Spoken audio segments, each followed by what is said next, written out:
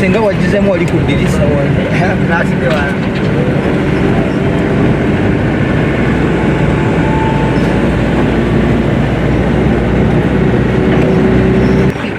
Amangu wangu.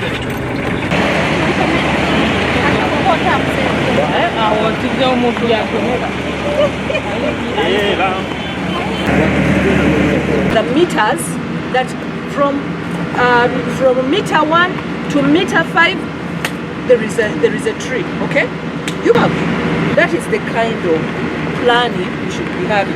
For me, when I come, before you even finish, I can realize that around this place we are expecting a tree. You don't have to first finish and then start showing me the plan for the environment. So yes. So what we have at the point when you arrive, what we had agreed upon is that the works program and the safeguard program should intersect so that they correlate and communicate with each other. That's what we, the morning, that's what we try to review and note other elements. And we agreed that the safeguards team of the contractor should work closely with the engineering side so that we work closely. Basically, yeah. And you know, I can now start getting issues from the community. I just wanted to first know yours, how you planned all the safeguards. Now, when we reach here and you tell me that now the total safeguard parameters, they are not yet, but by the way, I think now this goes to the Wakiso team, Wakiso, CDO. You are noting all this. There is no way these people will continue without showing us how they have safeguarded. They are not going to first destroy. Again, we look at a wolf starting to punch. But maybe another commitment that was made by the contractor to make it clean that was issued by the client, that is Wakiso District. The contractor laid a plan, an environment and safeguards, a clear plan for how they will handle different issues. So maybe here it's now a review on how implementation is going and what is required. But the plan is there that was approved by the client regarding on what is expected from the contractor in terms of environment, social safeguards. Okay? But what is now on ground is that though the document is there, how do we relate what is happening right now as the project is progressing and how do we mitigate the different risks that we physically see? I think that is where we need to commit ourselves.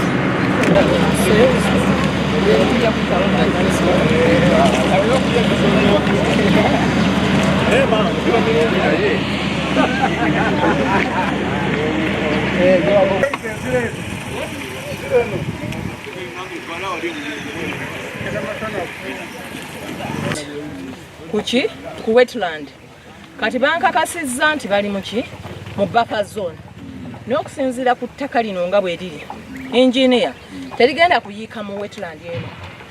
Mama kyekuyina mugundi twafuna ttiimu ya nneme netya netukyalira ne baanalizing ensonga zonna eziri mu ripoti. Gundi consultant owa environment n'abaatu anyongerezaako ne batukuliyalinga bagenda maaso bayiweyo ettaka ne batuwa certificate weri mu mbeera bwe mbadde nsaba ogweyongera okumanya kubanga mulabe water. No, you see, we chew our meters. And when we are powering water, some of it, this water comes out. This one we can't direct. So it doesn't flow the whole day? It has no effect. It doesn't flow the whole day. It only flows where So this what I was saying, it's out of what you are doing on site? Yes, it's out of. Now let me ask you. You are expert. omupya mwadezanekawo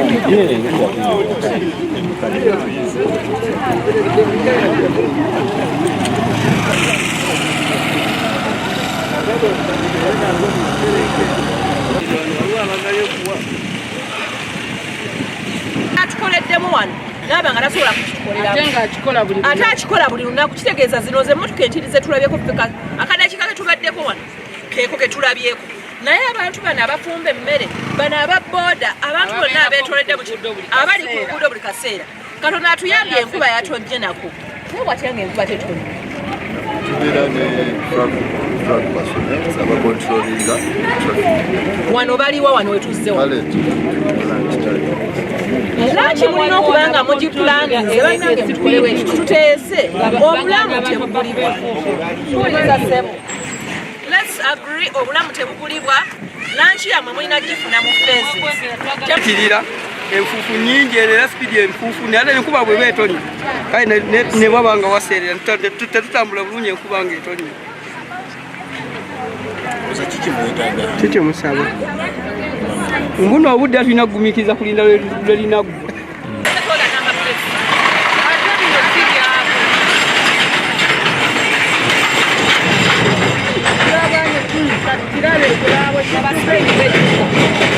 Nga wabisi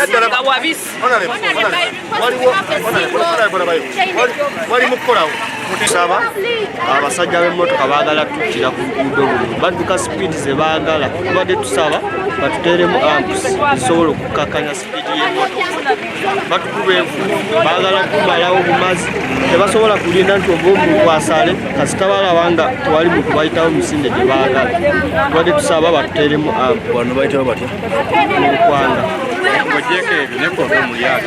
yeetaaga netitwagala kulufiirako kubanga abasajja b'emmotoka baagala tuttiraku kizibu kye tulina batuteeremu ampusi emmotoka zibeere nga zitambula mpolampola. Abantu badduka nnyo ebidduka kuno misinde giyitiridde kale n'enfuufu nnyingi ensonga etusinze tukaluubirizaamu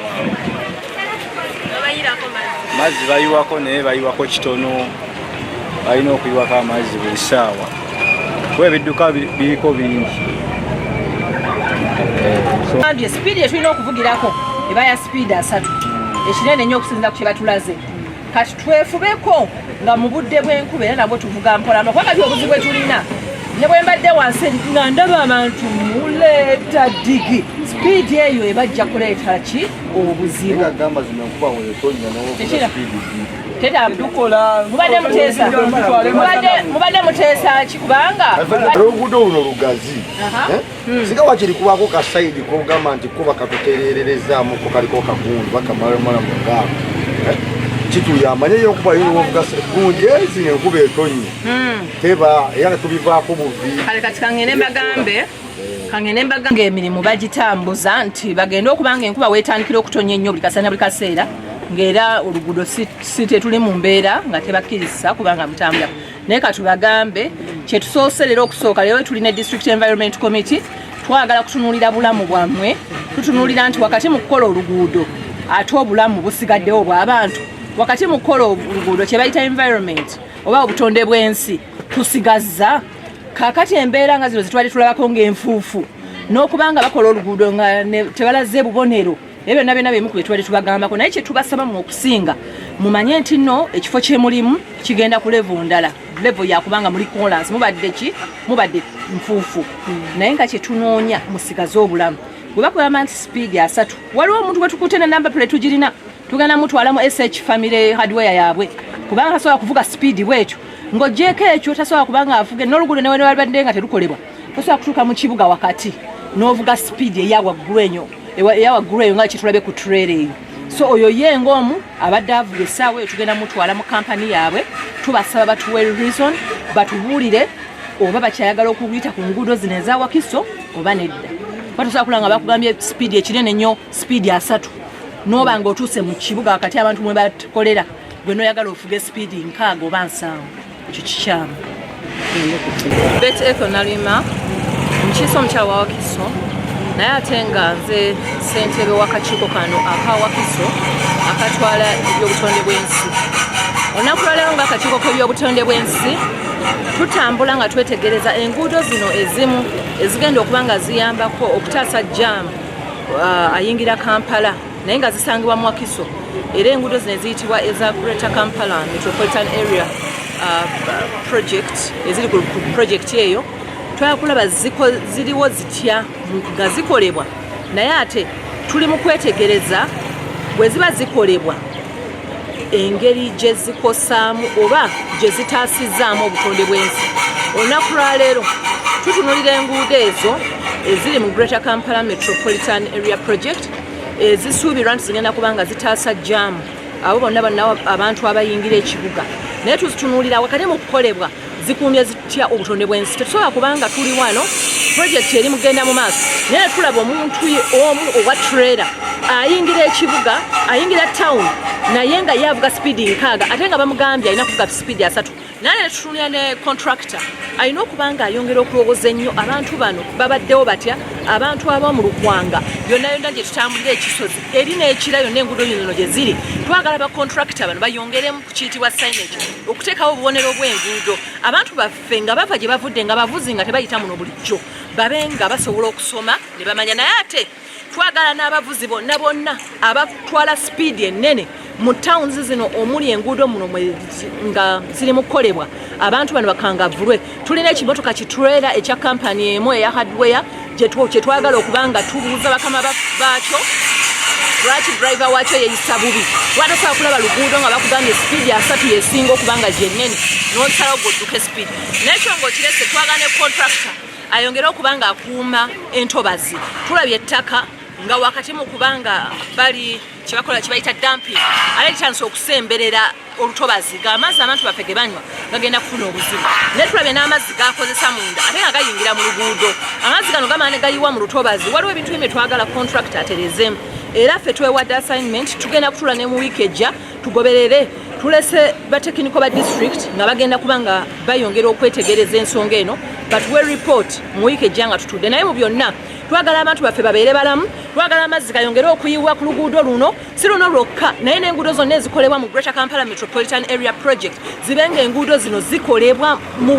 mu bukuumi obuyitirivu ennyo ng'abaana ba Uganda tebafa olw'okuba enguudo zikolebwa enguudo tuzeetaaga naye twagala obutonde bw'ensi ate bukuumibwe ne mu byonna tusabye ne plan ey'okulaba emiti emeka egigenda okubeera ku luguudo luno naye tuweebwe tumanye nti nno omuti gwa muyembe we gwavuddewo emitwe 3 emirala gyasimbiddwa eyo nayo tubeere nayo ne plan nga weeri twe tunajjamu okukebera tujja kuba tulaba nti wano ddala we balese wanaasobola okugendawo ekinnya ky'omuti ebyo twagala nabyo twetegereze obutonde busobole okukuumibwa.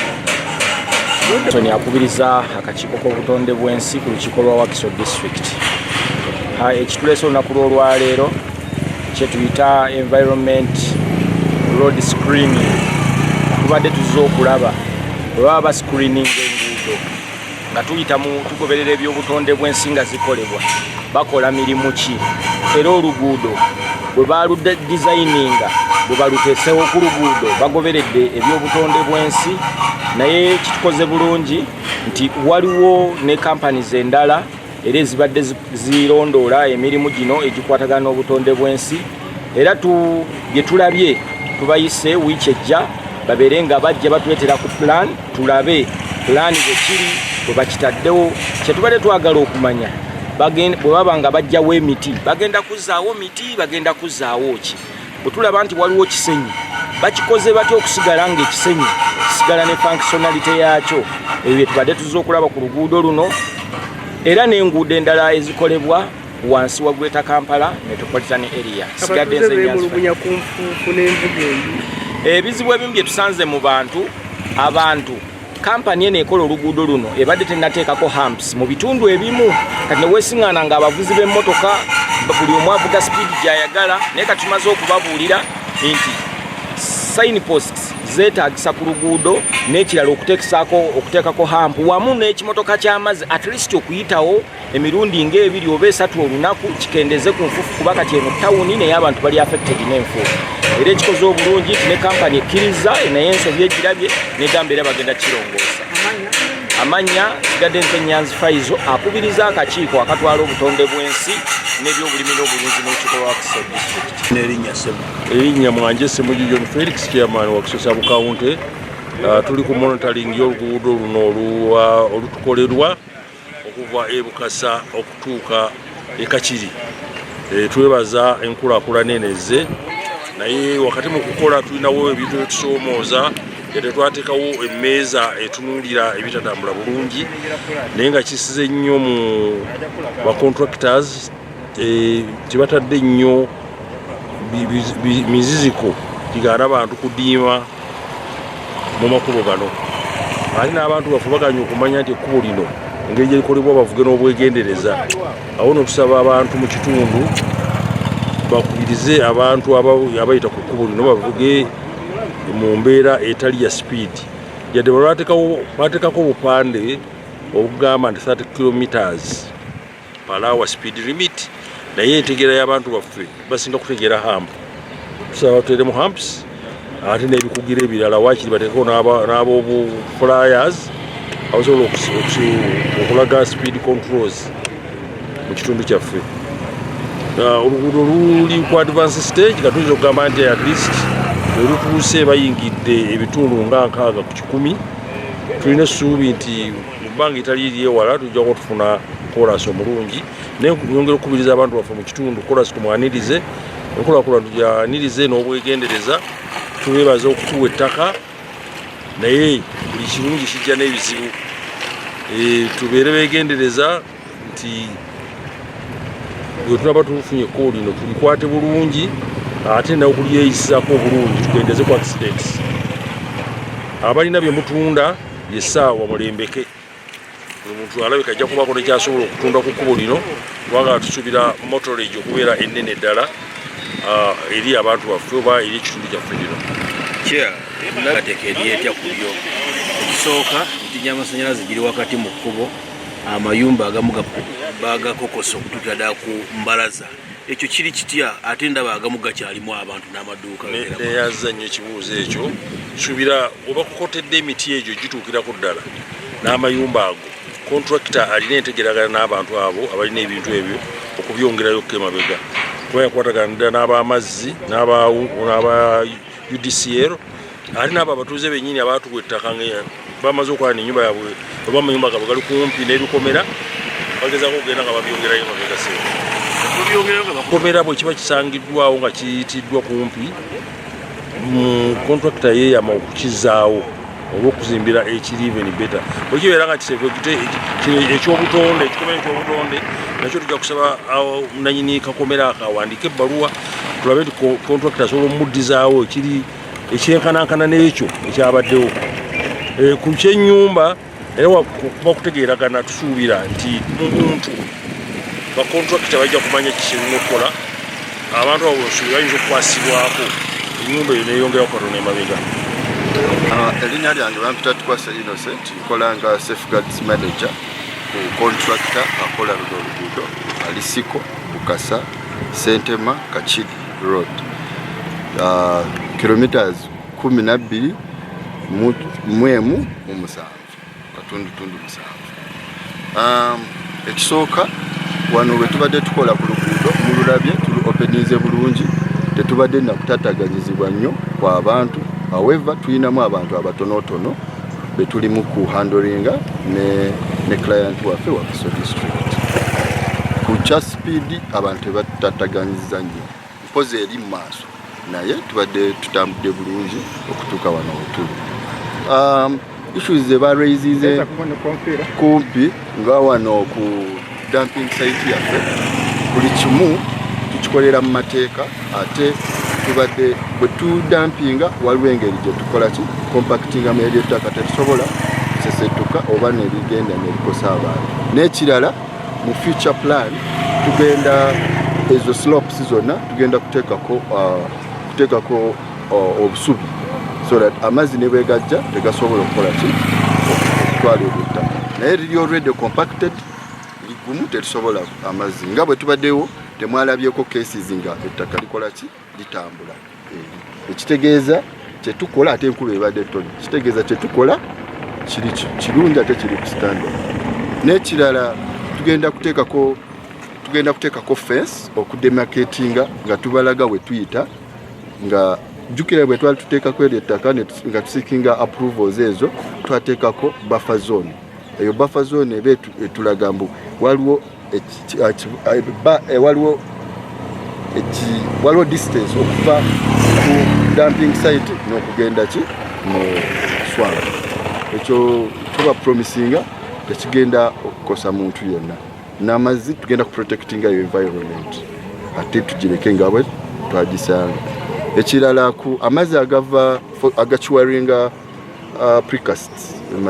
precast materials katugambe ng'ebigoma bye tugenda okuba nga tukola ago amazzi tugenda gaziyiza nga tukubyekingako esokpit tugakontainingire awantu awamu so tegagenda kuddamu kutambula eri environment. Okay, programu eyo tugimanyi ng'eya World Bank naye nina ekibuzo kyenkyayagala onyanukule. Ndabye emiti gy'amasannyalaze giri wakati mu kkubo, amayumba mwagayise ku gundi kwenyininyini nga n'abantu ku mbalaza gagenda kugwa. Mulina nteekateeka ki nkulaga enzikiriziganya eri etya ebintu ebyo okuba bwe bityo abantu bano nabo okusigaza eddembe lyabwe? Ku ky'amasannyalaze tugenda kugajjamu mu kkubo. Subcontractor bamaze okumwapuruvinga ndowooza mu weekend eddako tugenda kulaba nga programu ogasesetula okuva mu kkubo ng'etandise. So tupromisinga ago amasannyalaze go gagenda kuvaamu. Abantu abamu babadde mu right of way nga bwe tusaze. Bwe tusanga ennyumba nga tesobola kubeerawo awo, programu gavumenti egina egenda kumuzimbira bw'aba alina space emabega. Bw'aba talina space balina programu gye bagenda carrying out, bali mu kugikanyako bw'enaatuuka bajja kugicommunicatinga eri abantu.